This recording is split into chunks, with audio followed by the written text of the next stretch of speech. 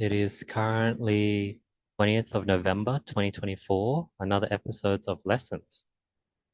Let's jump right into it. Lesson 496. Me walking around on my own is a sign that no one is in my pockets. Don't envy those surrounded by people. This is something I learned from one of the rappers. I can't remember his name, Fat Joe maybe.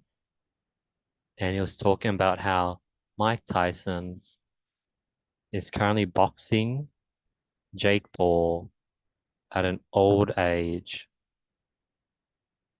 like 58 or something, because Mike Tyson needs the money. And the reason why he needs the money is because there have been so many people in his pocket throughout his whole life. You know, he would go to a big fight and he would rock up with like this massive entourage. This massive entourage is giving people 10,000, 5,000, 50,000. But for this Jake Paul fight, he walked out on his own. And this means that Mike Tyson is finally getting his money. That really struck a chord with me. It made me realize that, sometimes I see mentors and they have a big group of friends, they have, the boys,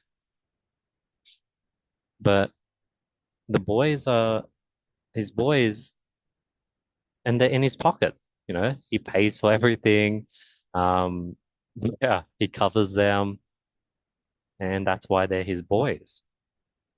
Um, Whereas I roll around on my own because I don't have anyone in my pockets. All groups,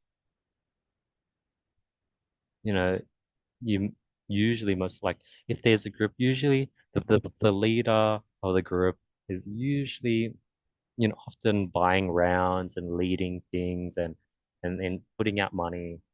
But let's say even if it was like equal exchange, everything everywhere you go, the money's split. Well, you're giving a lot of your energy. You have people in your pockets zapping your energy. So I never realized how, or maybe I've subconsciously done this where I've avoided having leeches. And in doing so, I've had to walk a quite independent and isolating path. I'm starting to see how it's a good thing. Lesson 497. See it as an honor to be individually thought of every so often versus being included in this group chat with the boys. It's much more of an honor to be the person that every so often you're thought of individually. Because if you're part of a group chat, you're not, you're sort of just there in the background. There's no, you're not individually thought of, you're sort of thought of as individual piece of the whole group. But when you're your own person, like it's much better to be individually thought of. Trying to think of a good metaphor to share what I'm trying to talk about. Okay.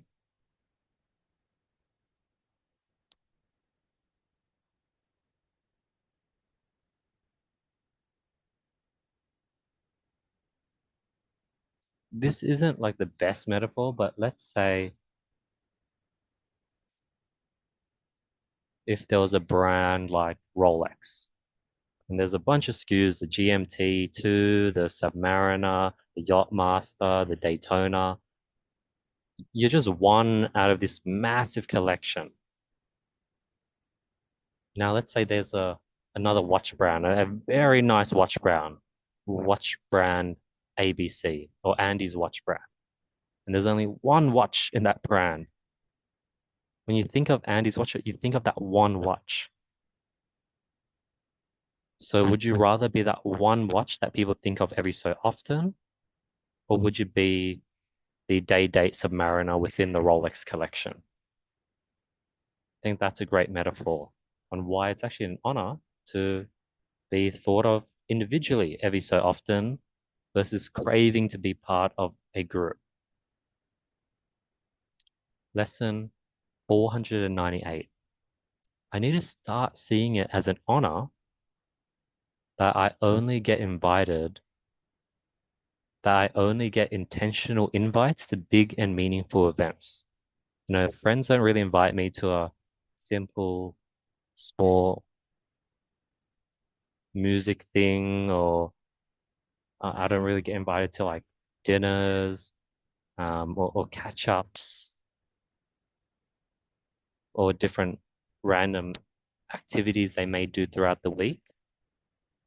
But I get invited to the things that matter, like a birthday, a Christmas barbecue, things like that. And I used to feel a bit left out. Like I'd like the thought, like I'd like to be invited and thought of, even if I were to say no. Thought counts. But I think as time goes on, I'm gonna appreciate it because I have a friend and I went to her birthday recently and she's pretty busy, but I didn't realize how busy she was. Like all her friends probably only get to see her once, twice, three times a year during their birthdays, during, special events. And that's multiplied by a ton of different people. So I realized it's not sustainable. Like if all my peers started inviting me to everything they did, yeah, it's just not sustainable. So right now I'm glad I only get intentional invites, and the things I get invited to, the invites I puts in effort. Like for example, this Saturday I'm doing a picnic with a friend and we're gonna do it together, but I think the fact that he invited me and he wanted to do it with me, he's putting in effort, he's hitting up friends, um, and it's gonna be great. So I need to start seeing it as a good thing that I get invited. And I think from other people's perspective, they wish, like I was, every time I talk to a friend, a person, I'm sharing this sort of feeling, they're like, isn't that a good thing though? That's an instant thought. Like, isn't that a good thing? So I need to start seeing it as a good thing. Lesson 499. The less you are a part, the less you are a part of, quote unquote, the group, the more you become that guy. Example, when you're at a birthday party, and let's say someone gets lost. Maybe it's the birthday girl's boyfriend.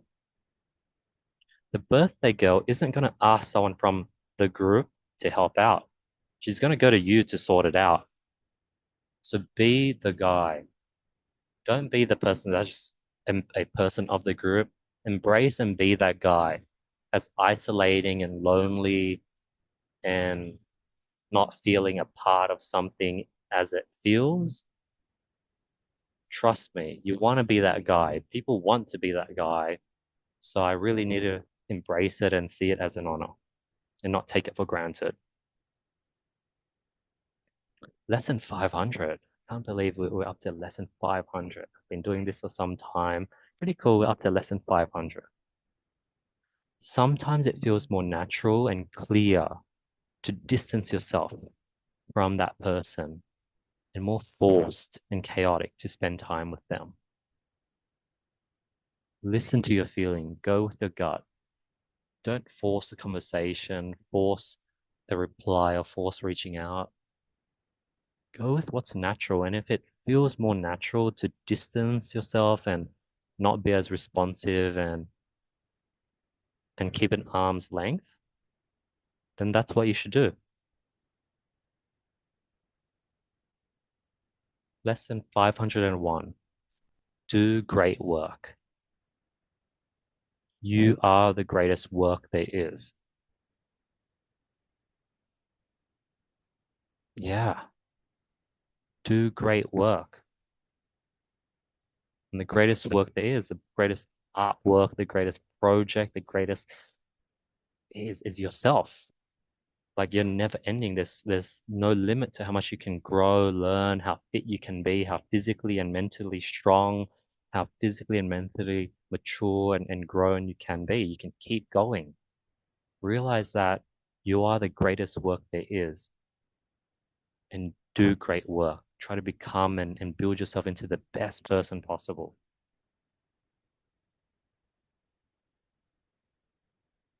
Lesson 502.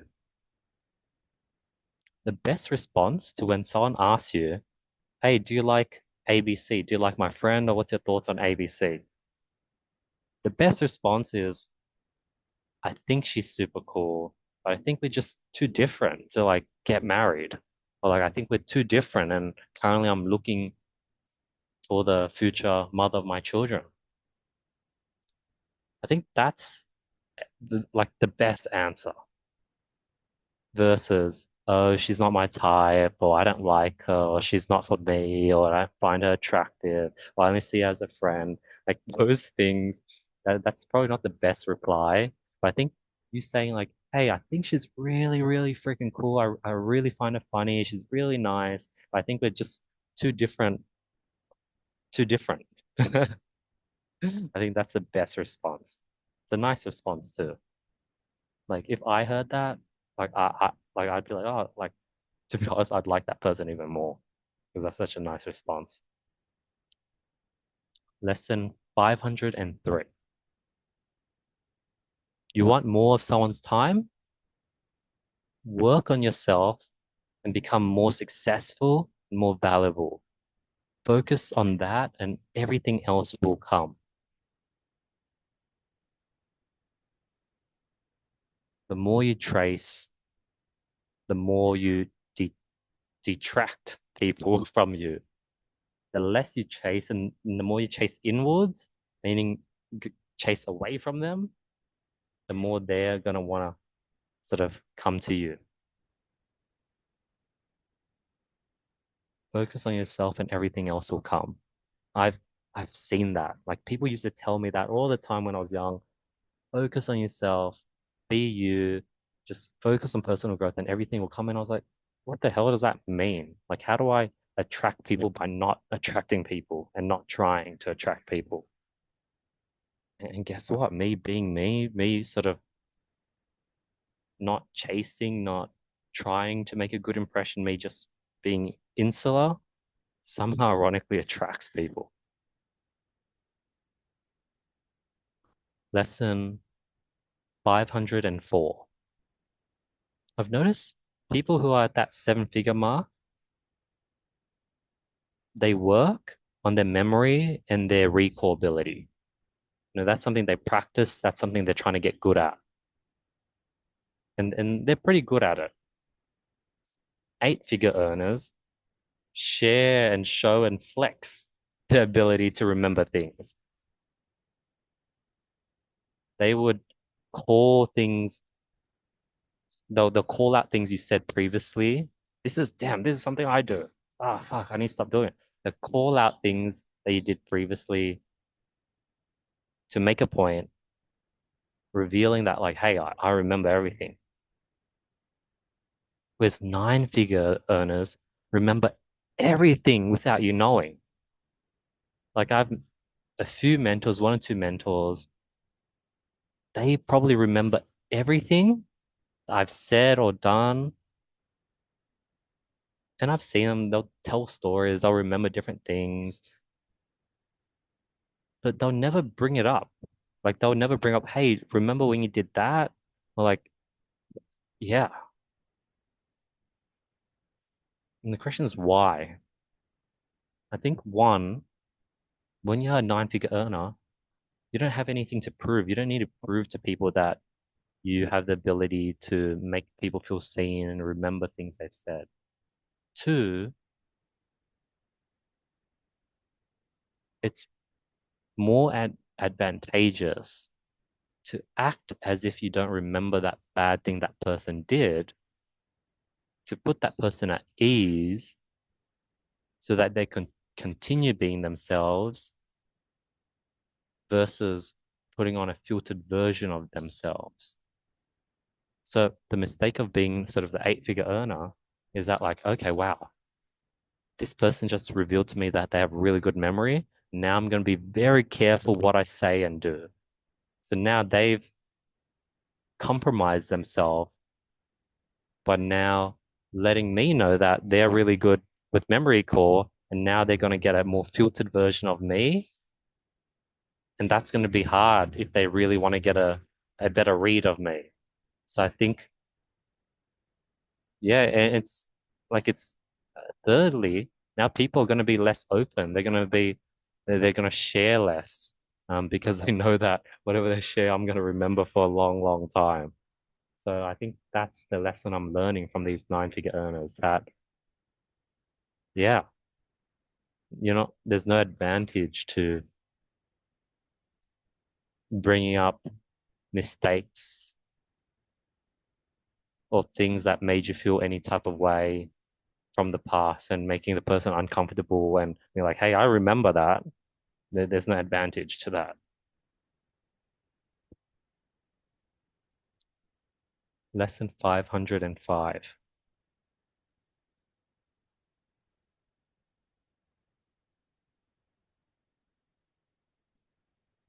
When you're when you are a strong person, weaker people will project their problems onto you. So see it as a compliment when people aim their frustrations at you, and see it as a sign that you're graduated to that next level and that it's time to find that next set of people at this next level.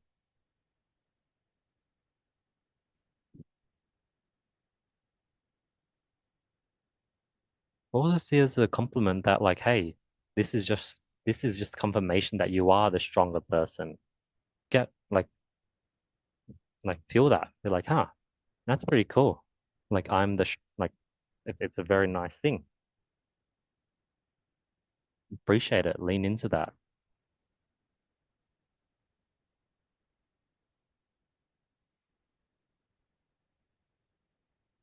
Take honor in the fact that you're someone that people offload their problems onto and then distance yourself from them. But see as on, it's like, oh, cool. This person that I really respected and is really respected by many other people, the fact that they've offloaded their frustration onto you shows that you are now you've outgrown them, and it's pretty cool. Like it's like, oh wow, I just leveled up. This person who I used to see as an equal and had so much experience on me, like that's cool. Now they're offloading their problems onto me. Um, cool. Like it's a sign that I've now grown and leveled up, and obviously feel it, grow callous, and it's time to grow. Time to get to that next level. Lesson 506. Want to quickly read someone. Ask them these four questions. One, ask them these four questions. One, is religion good or bad? Two, is it better to be emotional or logical? Three, who do you think is more hardworking, me or you? Four, there's two people who you equally care about. Let's say mum, dad, two siblings, maybe a grandpa, grandma, and you could only choose one person to save. Who would you save and why? Whether you get an answer, no answer, a clarification, a dance, them frustrated and annoyed at that question, a long pause, that's the read on the person. Whatever you get, that is who they are as a person. So if you ask hey, if you had to pick one of your two siblings to save, who would you save? And they're like, dude, that's like a bad question. Like, I'm not going to answer that. Like, that's a sign that they're an emotional person. And when push comes to shove, when it comes to making a tough decision, they're really gonna struggle. Lesson 507.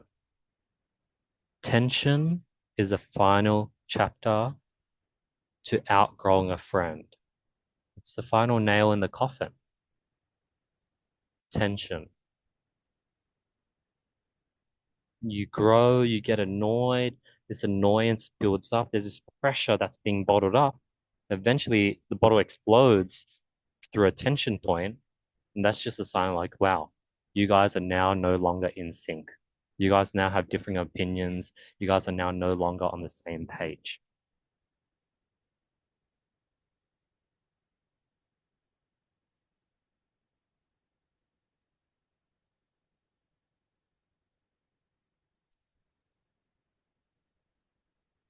Lesson 508.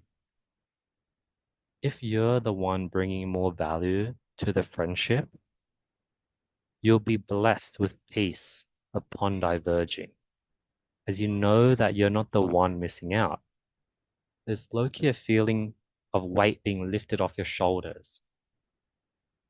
Because when someone's my friend, that's someone I care about, that's someone that takes up space in my brain, that's someone I look out for. And when someone is like, hey, like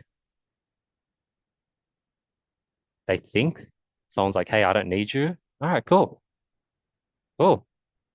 It feels like a weight is lifted off my shoulders. And usually when that happens, things never come back the same.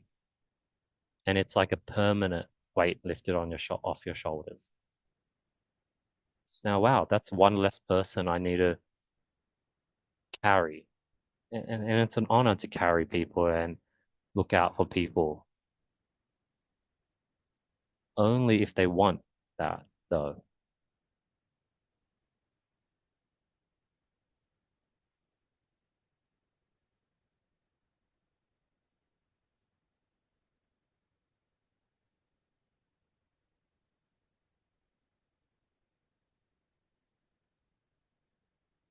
Lesson 509.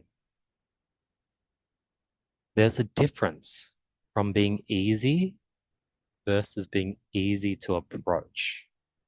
Big difference. When you're an easy person, people sort of see you as someone that they can easily take advantage of. You're seen as someone that people don't really respect. Um, you're seen as someone that's a bit naive. But when you are seen as someone that's just easy to approach, it's like, wow, this person's really nice, but I can't, I don't want to fuck with this person. I don't want to overstep my boundaries. But they're really nice and open, so they're attracted to you. And the fact that they can't overstep their ground, there's a respect there. And I think that's the position you want to always hold. Aim to be easy to approach versus being easy. Like I've seen people that, like I have a friend, she is dating my friend, another of my friend, and she's they're both like an older friend, um, and she's really easy to approach. But the way she carries herself, guys sort of know like, hey, this is not a girl I can hit on. If or if not, they know that she has a boyfriend. Versus there's this other girl I saw at the same event. Guys go up to her and she has this easy energy where guys would think they have a chance or think they could date her or convince her to leave her boyfriend for the night. And it's like an energy thing. I don't know, like how does one learn to be uh, easy to approach versus being easy? Yeah. I guess how do I do it? Like it's sort of like that kindness and openness to everyone,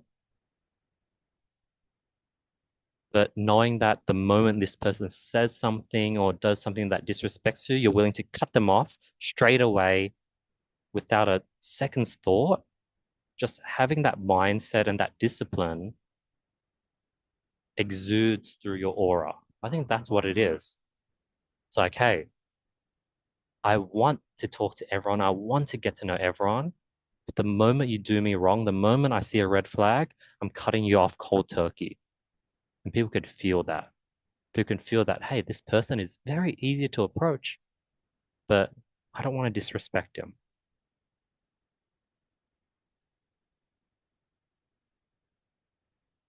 Lesson 510. I get attention because I subconsciously want it. When when I wasn't subconsciously looking for attention, I was truly happy doing things on my own, and I didn't get any attention. Celebrities that are constantly surrounded by paparazzi subconsciously want the attention because if they didn't, they'll be like many other artists that create works that are just as coveted that aren't chased by paparazzis. There's like Daniel Day-Lewis, who's one of the best actors with like 6 Grammy nominations that he isn't surrounded by paparazzis. Whereas someone like Kanye West probably secretly and subconsciously wants the attention. That's why he has so much attention. Because there's artists like Pharrell Williams, who's a great artist that people listen to that doesn't get a bunch of paparazzi. Let me search Spotify charts. Spotify charts. Okay, searching it up.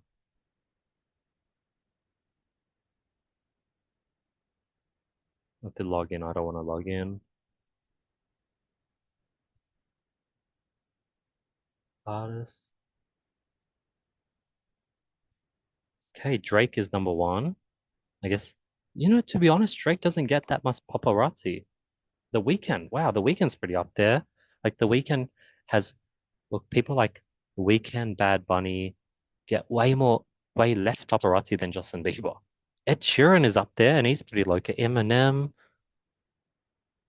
Travis Scott's like number 10, but he gets more paparazzi than Ed Sheeran. So I think what you subconsciously want is this Ozuna. Who the hell is Ozuna? I have no idea who Ozuna is. Coldplay. So I think the reason, like back in the days, there was a period when I was like 20, 21. I was just very happy doing things on my own. And I wasn't looking for attention. I wasn't looking for friends. I wasn't looking for community. And because that's what I subconsciously wanted, I didn't get that. And I was happy being my own. Whereas now I think I subconsciously really like having people that want to spend time with me. That's what I crave and want. And as a result, it's hard for me to do things on my own. Not hard, I can still do it. I'm keen to travel Japan on my own. But it made me realize that I'm the source of the problem. Like if I was feeling sad that I didn't have a group of community or a group of friends or something I'm a part of, it's because I've regressed and I'm no longer subconsciously happy and wanting to do things on my own, which is fair. But I need to realize that I'm the root of this pain. Like I want a sense of community. Hence, I feel lonely when I don't have it. Once I can own this, now I can start healing from it. Like as I'm talking about it now, it feels less and less painful. It's like, oh, okay, if that's so true. Like I want community. I want to be a part of something. This is something that I want and I crave. So it hurts me when I don't have it. I feel sad when I don't have it. I think why it's important to understand this fact that, like, let's say it's on the opposite spectrum. Let's say I'm Justin Bieber. I have so much attention. It's because Justin Bieber subconsciously probably wants and likes the attention. As angry as he's seen, as angry as he seems from the paparazzi and all those clips. Like, why do all these other artists like The Weeknd, um, Drake, um, Ozuna, these people get more listens than him, yet they don't get the same amount of paparazzi. Why?